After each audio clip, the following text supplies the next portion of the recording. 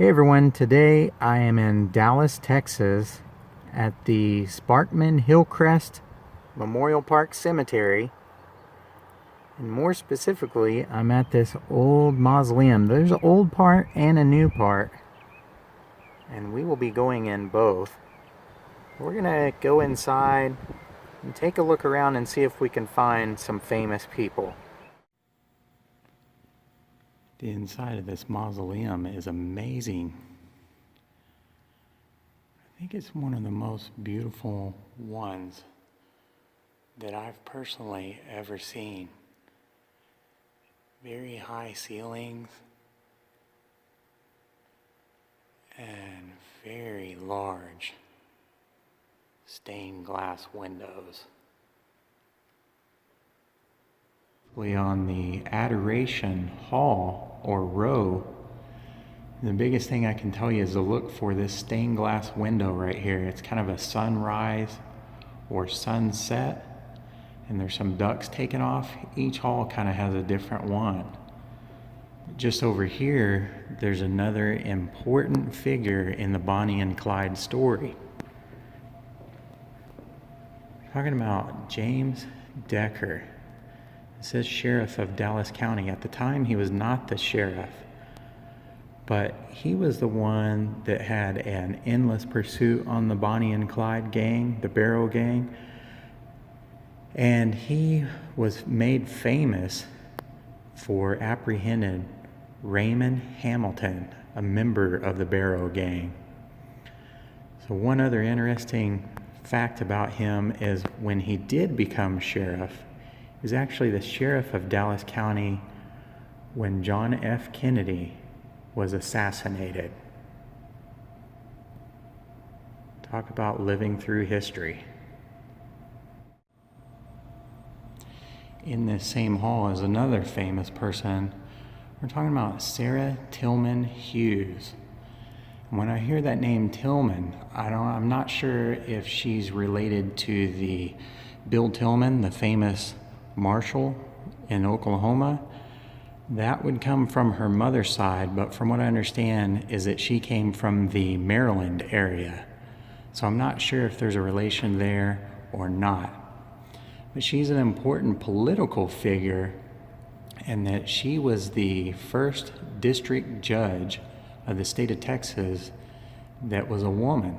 And not only that, she was the first woman to be appointed a federal district judge in the state of Texas. So that being said, just hours after President Kennedy was assassinated, she was the federal official that was relied on to swear in the next president of the United States, Lyndon B. Johnson. Big time history right there in this hallway.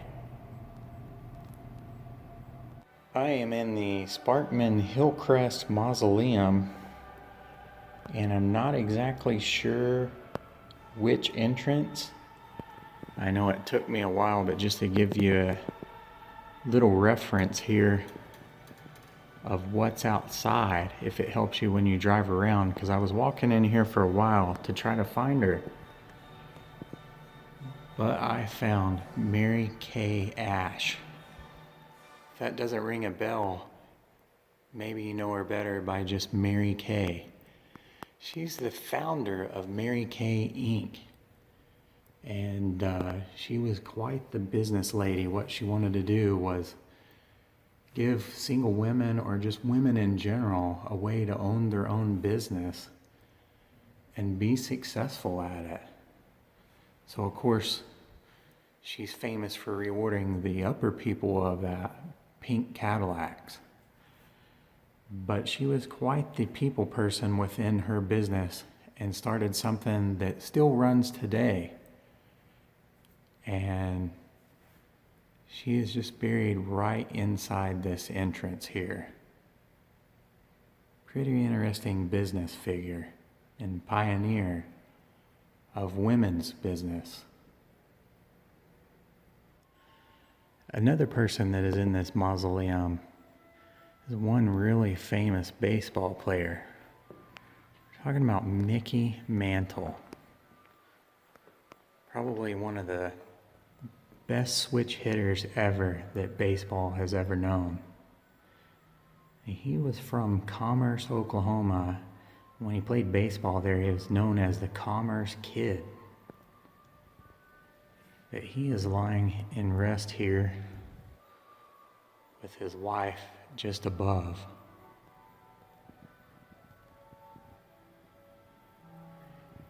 And then these are his sons there. You can also see there's a picture of him right there, of Mickey Mantle.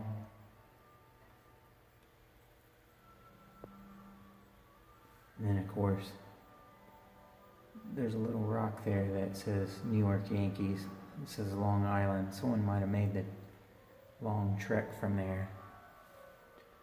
But a New York Yankees baseball hat and a baseball just behind there can be seen, along with a few mementos there. The New York Yankees kind of medallion and some coins. But this is where he's at. Really just basically right around the corner from Mary Kay. Just around the bend from Mickey Mantle is this gentleman right here. We're talking about William Hootkins. And if that name doesn't ring a bell, and the picture does not either, he was actually in all three of the original Star Wars. He was an X-Wing pilot known as Jack Porkins.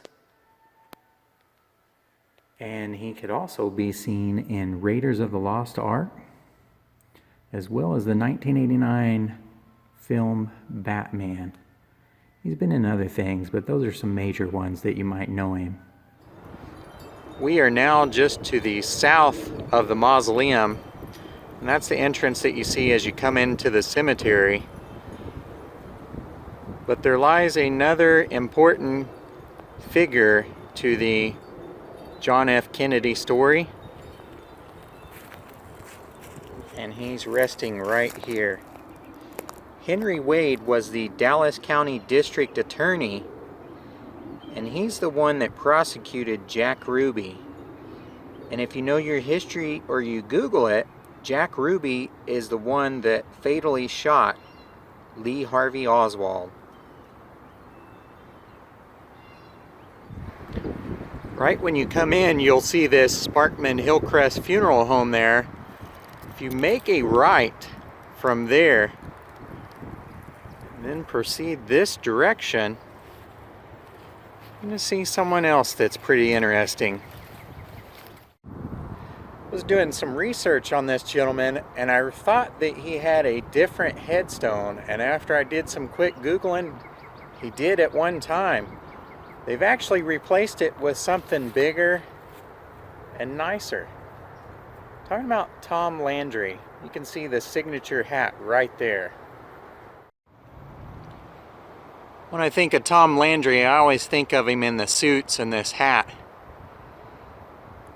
To me, he always seemed like the last of the generation that dressed up for football every Sunday. He was the Dallas Cowboys head coach. He was famous for inventing a play system that is still widely used today. And what you may not know is that he's a World War II veteran. He flew on a B-17 bomber. I think he did something like 30 missions. And after he came home, he attended the University of Texas, the Longhorns, and he was a fullback there, played football, and then he went on to the pros. He actually played for, at that time, it was still around, a different little league, but it was the New York Yankees. And after that went under, he played for the New York Giants. And then he became a coach, and he was legendary. Went to the Super Bowl 5 times, and he won 2 times of those 5. There were also a couple other times where he missed going to the Super Bowl just by like the last play of the game. But he is laid to rest here, and he used to have a headstone that kind of sat back there that was a little larger. They had kind of the Dallas Cowboy star with his silhouette on it. It's a much nicer, larger one now. A little bit easier to find. And it's unique to see that as you're driving by. He's laid to rest right here next to his wife, who he met through a blind date. He's a pretty interesting figure, whether you're a Dallas Cowboy fan or a football fan. He's still a hero, at least in my book. So I'm going to show you one last grave for today.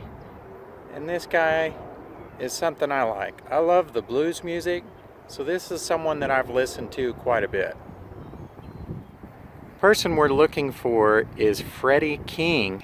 And the best thing I can tell you is when you come into the cemetery, go to your left and just look for that building right there. He's located in the Garden of Prayer.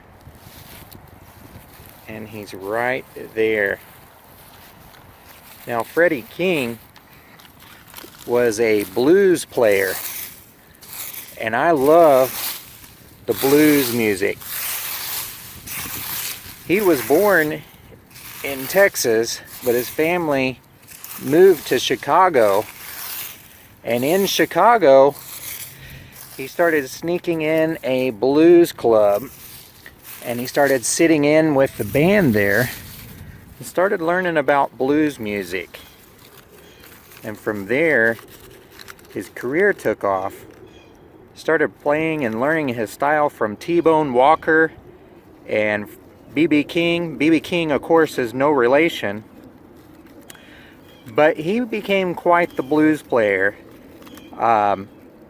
He passed away in 1976 with ulcers and pancreatitis, but he lives on in his music. You can kind of see right there how they've designated that on his marker.